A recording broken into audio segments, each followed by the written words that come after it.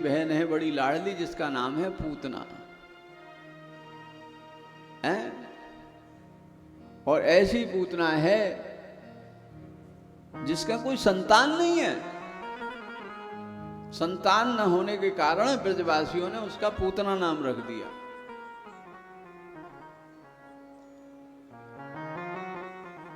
अब जिसका बालक नहीं है वो बालक को दर्द क्या जाने हैं?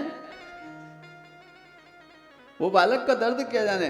वो तो नृशंस हत्या करने के लिए तैयार है गई। भैया से बोली चिंता मत करे, अरे आज 7-8 दिन है गए, तू खाए रहो ना है, पी रहो ना है, सोए रहो ना है, भले आदमी तू मुझ पे भरोसा कर। जितने भी बालक भई है ना 8 दिना में ब्रज में, ब्रज 84 को उसमें सब को जाए के मैं मार दूंगी। बोले कैसे मारेगी तू? काऊ गलो दबाए के मार दूंगी, काऊ अपने आंचल में जो है जहर लगाए करके पिवाए के मार दूंगी, ये मुंह पे छोड़ दे मैं कैसे मारूंगी। बोले छोड़ तो दूं तो पे भरोसा कैसे करो? तो ये पत्थर मार मार के भगाए देंगे ब्रजवासी। कारी करूटी ऐसी लंबी चौड़ी राक्षसी को स्वरूप, बड़े बड़े दांत मोड़े पे और निकल रहे हैं 2 बाहर। इन दांता ने तो भीतर कर ले, तब तो कोई ब्रजवासी जान देखो। कंस ने बहनते कही तो बोली कि बस इतना ही भरोसा है, मायावी विद्या से जो है सुंदर स्त्री को स्वरूप धारण कर लिया है। घूंघट लगाई लियो। भैया बड़ा प्रसन्न भय हो, अच्छा तू ऐसा सुंदर स्वरूप भी बनाए लिए? बोले कि हाँ देख, और घूंघट लगाई लियो। अपने आंचल में जो है जहर लगाई करके भगवान को ढूंढती हुई गई है मारवे के लिए।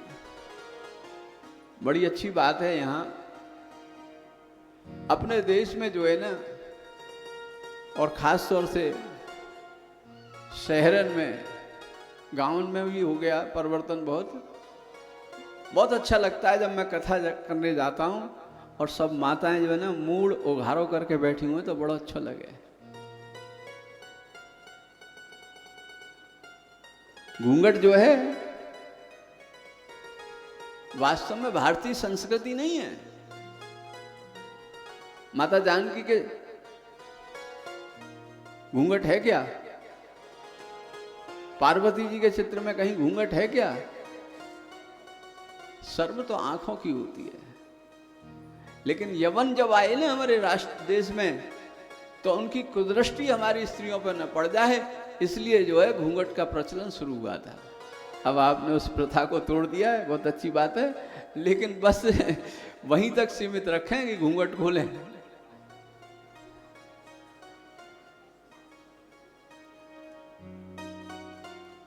आज तो बड़ी स्थिति भयंकर है, कहने में सार नहीं। पूतना घूंघट लगा के क्यों गई है कि जिस समय की बात थी ना, उस युग में घूंघट का प्रचलन था, और घूंघट की ओट में जो है ना ऐसे ऐसे काम हो जाते थे भैया, कोई समझ ही नहीं पाता था।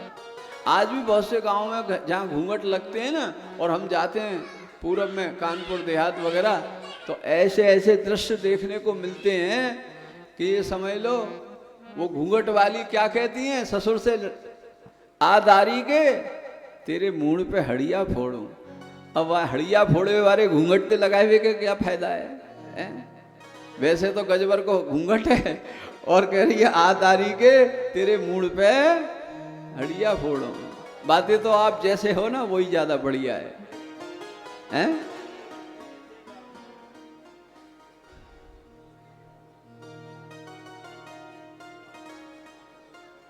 पूतना चली और घूंघट लगा करके पहुंची है ब्रज में।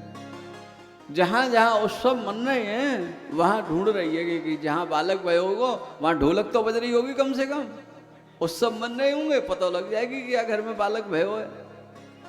अब ये संयोग की बात है कि वो जो है नंद भवन में सबसे पहले पहुंच जाए, और नंद भवन में पहुंची, हजारों की संख्या में ब्रजवासिन बधाई दे करके आ रही हैं, सैकड़ों की संख्या में जा रही हैं। किसी से पूछा, बोले कि नंद बाबा यशोदा के बड़ा छोटा सा बालक है और सुंदर बालक है, बड़ी अभी 8 दिना को भयो भाई देख करके आ रही हैं, बधाई करके पहुंच गई। हो न हो इन्हीं में होगा हमारे भैया को काल, मन में विचार बनाए करके प्रवेश कर गई वह भीड़ में, और भीड़ में प्रवेश कर गई और माँ यशोदा से घूंघट लगा के कहने लगी, यशोदे, अरे यशोदे, अरे यशोदा महारानी, बधाई हो, बधाई हो, कहाँ है तेरो लाला, कहाँ है तेरो लाला। यशोदा ने सोची कि को आई होगी, बधू काऊ घर की बहू होगी, भाई आ बहन आ, आए जा, देखिए वो लाला। ले गई पलना में लाला सोए हुए।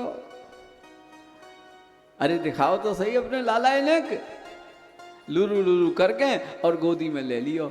माँ यशोदा बेचारी ब्रज की बासिन, और ऐसी जो है भोरी, ब्रजवासी बड़े भोरे हुए हैं, भोरी है बेचारी, बाकी मन में कोई छल कपट नहीं है कि बाकी संग में कितना बड़ा छल कर भी आई है ये पूतना। वह देख करके अपने कामकाज में लग गई, जो आगंतुक अतिथि है ना उनके स्वागत सत्कार में लग गई। जैसे ही स्वागत सत्कार में लगी है ना, तो पूतना ने अपना घूंघट खोल लिया, अकेले में ले गई। 84 चौकर जो है आंगन है, और उसमें एक कोने में जाके खड़ी हो गई, एकांत में अपना घूंघट खोल लिया। देखिए पूतना जब आई है ना भगवान को मारने के लिए, तो उस दिन थी 14 की तिथि, और अष्टमी को जन्म हुआ। पूतना का एक अर्थ होता है अविद्या। जो अविद्या है वो 14 स्थानों में रहती है, इसलिए 14 को आई है। 5 ज्ञानेन्द्रिय, 5 कर्मेंद्रिय, मन बुद्धि चित्त अहंकार, ये 14 स्थान है अविद्या रूपी पूतना का रहने का। इसलिए 14 के दिन मानो पूतना आई है और घूंघट खोल लिया। जैसे ही उसने घूंघट खोला है, मेरे भक्त वत्सल भगवान ने दोनों आंखें बंद कर ली। सुखदेव जी महाराज जब ये कथा सुना रहे तो परीक्षित जी कहने लगे, गुरुदेव ये आंखें भगवान ने पूतना को देख करके क्यों बंद कर ली। बोले भगवान शायद नेत्र बंद करके ये विचार करने लगे कि 24 अवतारों में मेरे 2 अवतार ही प्रमुख हैं। पहला अवतार राम अवतार और दूसरा कृष्ण अवतार, और दोनों ही अवतार में ऐसा कौन सा संयोग है कि वहां भी राम अवतार में पहले मरीज मुझसे कौन, ताड़का, वहां भी मेरे हाथों से किसका उद्धार हुआ, स्त्री का, और यहाँ कृष्ण अवतार में भी पूतना मरने आ रही है मेरे हाथ से पहले। तो भगवान विचार कर रहे हैं कि ऐसा कौन सा संयोग है कि दोनों प्रमुख अवतारों में मेरे हाथों से जो उद्धार हुआ, और जिसका उद्धार हुआ वो स्त्री पात्र था।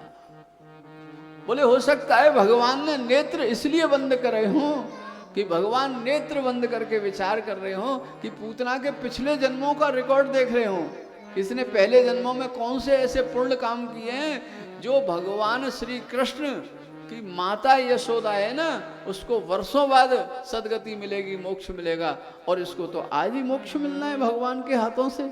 तो माँ यशोदा से ज्यादा पुण्य इसने किए होंगे, तभी तो भगवान के हाथ से आज इसका उद्धार होना है। भगवान पिछले जन्मों का हिसाब किताब उसका देखने में मगन हो गए आंख बंद करके।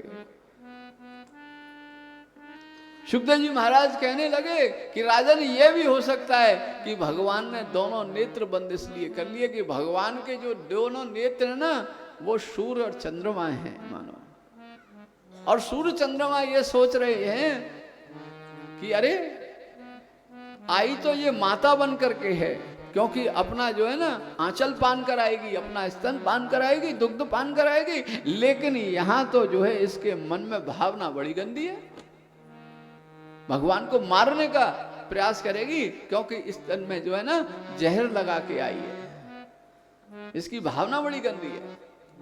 तो इसलिए उसका मुख दर्शन नहीं करना चाहते हैं। सूर्य और चंद्रमा रूपी जो नेत्र है ना वो उन्होंने पलक बंद कर ली है।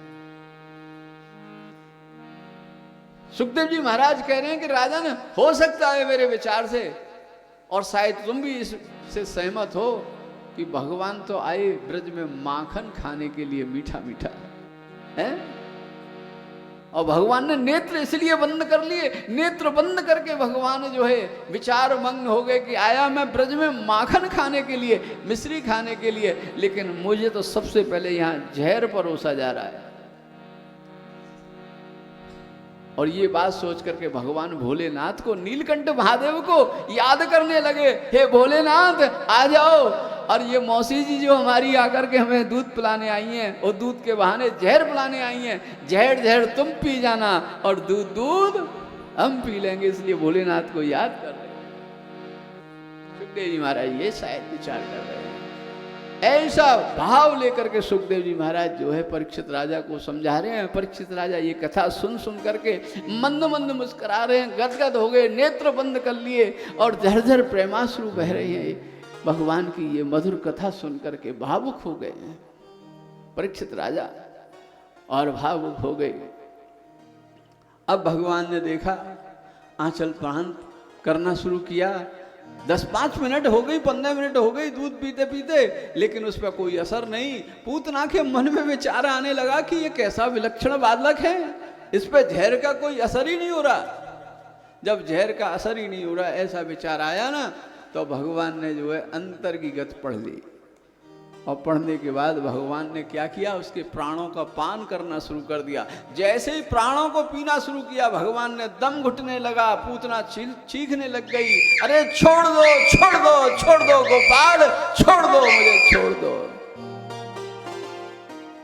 भगवान अभी 8 दिन के भय बोल पड़े, कृष्ण बोल पड़े, अरे मौसी जी मेरा स्वभाव बड़ा विचित्र है, पहले तो मैं किसी को पकड़ता नहीं हूं, और पकड़ लेता हूं तो छोड़ता नहीं हूं। अब इसलिए तुम निज स्वरूप में आ जाओ। भगवान कह रहे हैं मुझे जो है कपटी व्यक्ति पुरुष नहीं पसंद नहीं है, कपटपूर्ण व्यवहार करने वाला जीव मुझे पसंद नहीं है। मेरे लिए तो निर्मल मन वाला आदमी चाहिए, निर्मल मन हो जाओ, आप अपना असली स्वरूप दिखाओ। भगवान ने कह दिया, निर्मल मन जन सो पावा, निर्मल मन जन सो मोहि पावा, निर्मल मन जन सो मोहि पावा, मोहि कपट जल छिद्र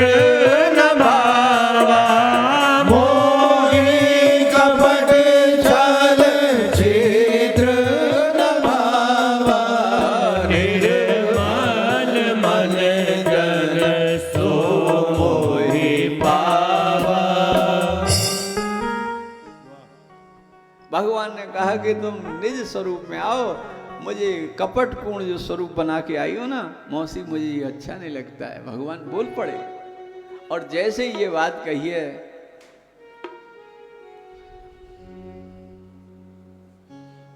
सा मुंच मुंचालमित प्रभाषिणी, निष्पीडिन मानाखिल जीव मर्मणि, विवर्त नेत्रे चरणौ भुजौ मुहुः, प्रस्विन्न गात्रा क्षिपति रुरोधः। अब इस झांकी के माता जरा दर्शन करो, भगवान पूतना का जो दूध पी रहे हैं ना, कैसे पी रहे हैं। भगवान ने क्या किया, जो जहर लगा हुआ स्तन है ना, उसको मुंह में दे दिया, और क्या कर रहे हैं, बड़े प्रेम से उसका दुग्ध पान कर रहे हैं। और जो छोटा बच्चा होता है ना,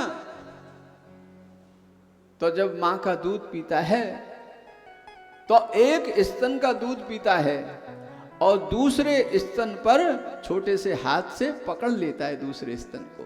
ये झांकी भगवान की दिखाई है सुखदेव जी महाराज ने राजा परीक्षित को इस कथा के माध्यम से।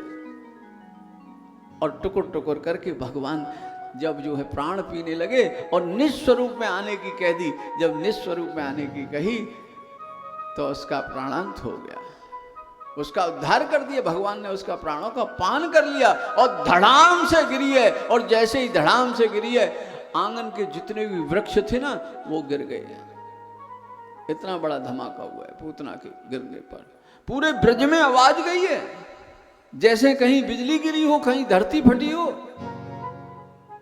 कहीं धरती हिल गई हो।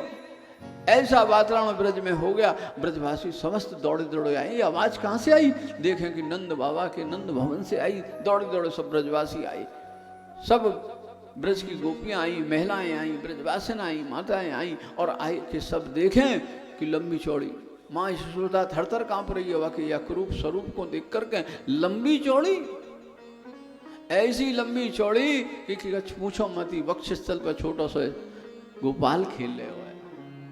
काऊ में साहस नहीं है कि जाए करके उठाएला हुआ राक्षसी की, मरी मराई राक्षसी को देख करके भी डर लग रहा है ब्रजवासियों को, इतनी भयानक है वो। लेकिन लाना है। माता तो यशोदा जो है थरथर कांपने लगी, उसे पसीना आने लग गया। एक गोपी दौड़ के गई और दौड़ करके जा करके झट छोटे से लाला को ले आई और अपने हृदय से लगाती हुई और सीधी गौशाला में गई है। और गौशाला में जाके गैया के पूंछ को झाड़ो देवी लगी। देखो तो सही कैसो भाव है इनकी ब्रज की गोपियन को।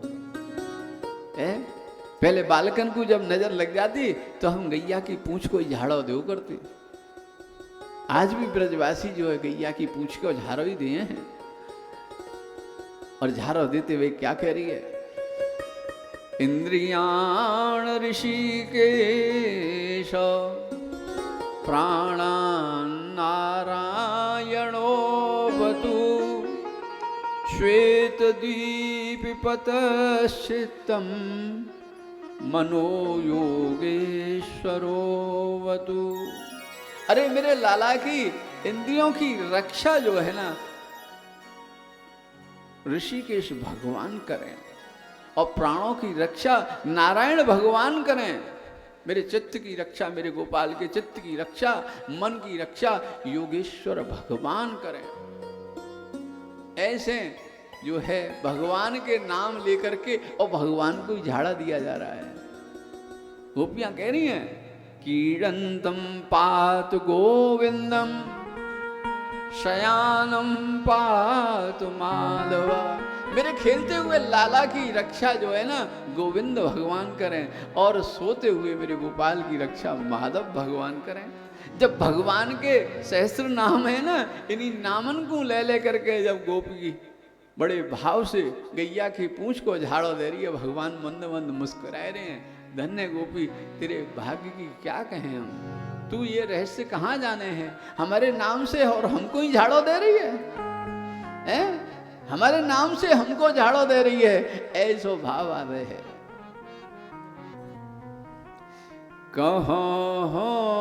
कहाँ लगे नाम बड़ाई, कहाँ लग नाम बड़ाई।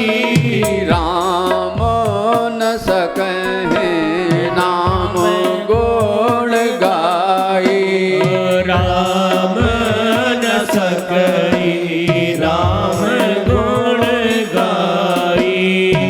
अरे कौन वर्णन कर सकता है इन गोपियों के भाव का भैया, माता यशोदा के प्रेम का। पूतना के शरीर को पकड़ करके ब्रजवासी सब यमुना की ओर ले जाने के लिए तैयार हुए। अब छोटी मोटी थोड़ी है, ब्रज में जितने लंबे थे लंबे बांस और बल्लिए वो सब ले आए, लेकिन वो आवे ही ना आए, उठावे में नहीं आवे। 10-10 लोग लग गए, 20-20 लग गए। थोड़ा सा हिलामे तो 10-10 लोग जो है पांव पकड़ के हिलामे तो हिले ही नहीं, सरके ही नहीं इंच भर। ब्रज के कुछ संत तो ऐसा विनोद करें, अतिशयोक्ति सी लगती है। बोले हाथ गिरे हाथरस में, पांव गिरे पैगांव में, कान गिरे कानपुर में, नाक गिरी नागपुर में। ऐसी लंबी चौड़ी कहने को मतलब मूड गिरो मुरसान में। ऐसी ऐसी जो है बातें न करें ये ब्रजवासी हमारे। कहवे को आशा ये बहुत लंबी चौड़ी काऊ पे उठवे में नहीं आ रही, और 10-10 आदमी पे नहीं उठ रही, 20-20 आदमी पे नहीं उठ रही, हिल नहीं पा रही है। तो इन्हें क्या किया, उसके अंग भंग किए, हाथ अलग किए, पांव अलग किए, फिर उसके जो है खंड खंड जो है शरीर के टुकड़ों को उठा करके ब्रजवासी एक एक ब्रजवासी एक एक हिस्से पे शरीर के पे लगाए और जाकर के यमुना किनारे लकड़ी की चिता बना करके उस पर रखा है। और रख करके चिता की अग्नि जब लगाई है ना, तो उसमें से धुआं जो निकला है ना, उसमें बड़ी सुगंध निकली है। अब देखिए पूतना राक्षसी है, और कैसी राक्षसी है। पूतना लोक बालग्नि राक्षसी रुद्रासना जिघाम संयाप हरे स्तनम दत्वाप सदगतिम। देखो पूतना का नाम अच्छा नहीं है, और उसका काम भी अच्छा नहीं है, उसकी भावना भी अच्छी नहीं है, उसका खान पान भी अच्छा नहीं है। और उस पूतना को भगवान श्री कृष्ण ने माता की सी गति दी। ऐसे दयालु भगवान कौन हो सकते हैं सिवाय कृष्ण के, हैं? जो महीनों नहीं नहाती हो। ऐसी पूतना के शरीर में तो बदबू आनी चाहिए, लेकिन सुगंधी आ रही है। सुखदेव जी महाराज पूछ रहे हैं कि सुगंधी कैसे आ रही है भगवान। तो सुखदेव जी महाराज कहते हैं,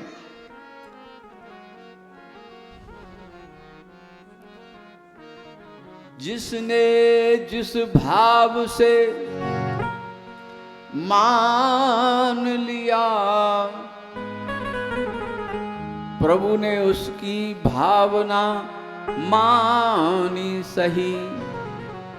जिसने जिस भाव से मान लिया, प्रभु ने उसकी भावना मानी सही।